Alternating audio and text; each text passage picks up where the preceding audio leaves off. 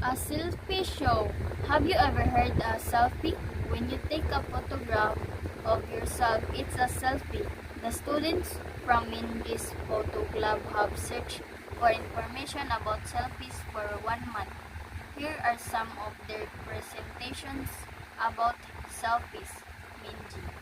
Selfish in the past. Did people in the past take selfies? Though it wasn't easy at that night, he answered is yes. Look at these pictures. Look at this photo of Princess Anastasia.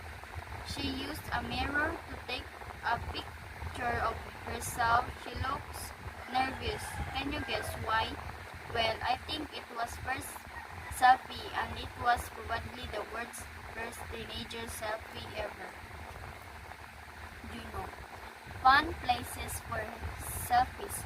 You can take selfies at world famous places like Big Ben and the Leaning Tower of Pisa. To take great pictures, just do fun poses and use camera tricks. You can also visit especially museum to take fun selfies. For example, there is a famous selfie museum in the Philippines. It has especially spots to take selfies. You can touch the paintings and even step inside them. Look at the following pictures. Though the boys are not really riding horses, it looks like they are. They thought the man is holding up a big brush. It looks like he's painting the Mona Lisa. Selfie museums exist in Korea too. I have visited one in Choncheon before. Why don't you go there yourself?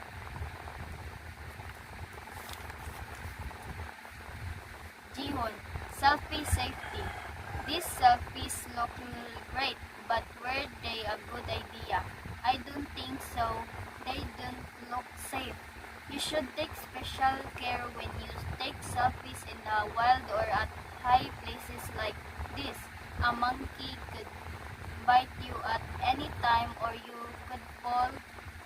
Here are some safety tips. 1. Don't take selfies when you're walking.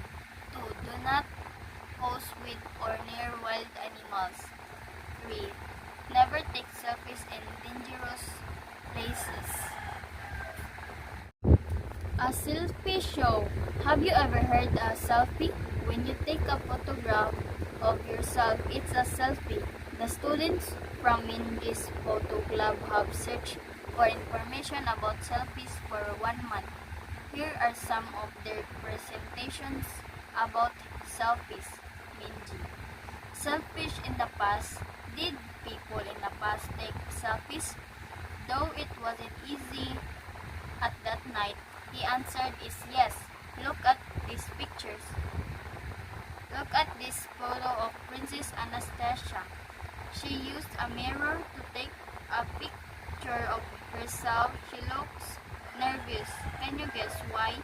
Well, I think it was first selfie and it was probably the world's first teenager selfie ever. You know. Fun places for selfies. You can take selfies at world famous places like Big Ben and the Leaning Tower of Pisa. To take great pictures, just do fun poses and use camera tricks. You can also visit especially museum to take fun selfies. For example, there is a famous selfie museum in the Philippines. It has especially spots to take selfies. You can touch the paintings and even step inside them. Look at the following pictures. Though the boys are not really riding horses, it looks like they are. They thought the man is holding up a big brush. It looks like he's painting the Mona Lisa. Selfie museums exist in Korea too. I have visited one in Choncheon before. Why don't you go there yourself?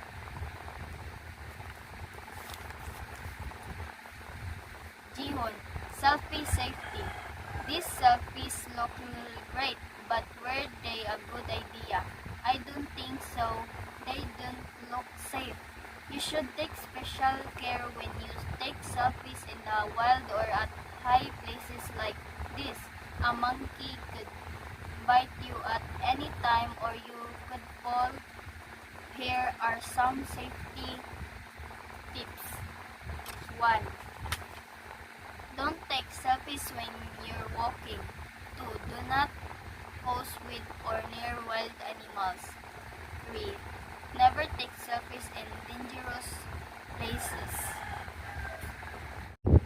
A selfie show. Have you ever heard a selfie? When you take a photograph of yourself, it's a selfie.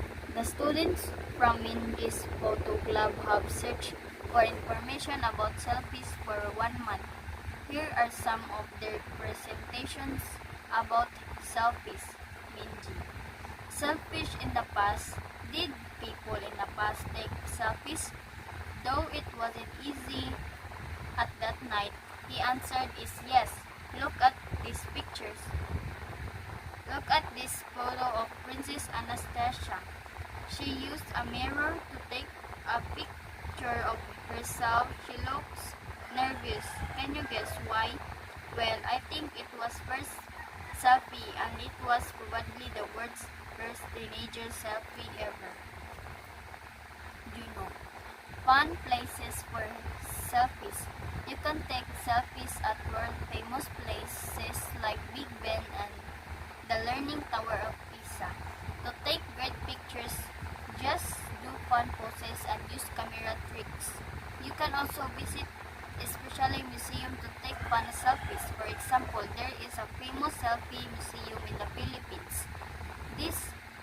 It has especially spots to take selfies. You can touch the paintings and even step inside them. Look at the following pictures. Though the boys are not really riding horses, it looks like they are. They thought the man is holding up a big brush.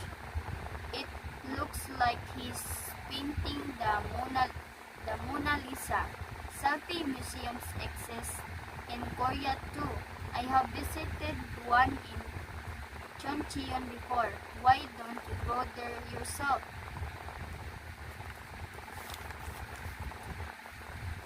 Jihon, selfie safety. These selfies look great, but were they a good idea? I don't think so. They don't look safe. You should take special care when you take selfies in the wild or at high places like this. A monkey could bite you at any time or you could fall. Here are some safety tips. 1. Don't take selfies when you're walking. 2. Do not pose with or near wild animals. 3. Never take selfies in dangerous places. A selfie show. Have you ever heard a selfie? When you take a photograph of yourself, it's a selfie. The students from Mindy's Photo Club have searched for information about selfies for 1 month. Here are some of their presentations about selfies. Mindy. Selfish in the past. Did people in the past take selfies? Though it wasn't easy at that night, the answer is yes. Look at these pictures. Look at this photo of Princess Anastasia. She used a mirror to take a picture of herself. She looks nervous. Can you guess why? Well, I think it was first selfie and it was probably the world's first teenager selfie ever. Juno. Fun places for selfies. You can take selfies at world famous places like Big Ben and the Leaning Tower of Pisa. To take great pictures, just do fun poses and use camera tricks. You can also visit especially museum to take fun selfies. For example, there is a famous selfie museum in the Philippines. It has especially spots to take selfies. You can touch the paintings and even step inside them. Look at the following pictures. Though the boys are not really riding horses, It looks like they are. They thought the man is holding up a big brush. It looks like he's painting the Mona Lisa. Selfie museums exist in Korea too. I have visited one in Choncheon before. Why don't you go there yourself?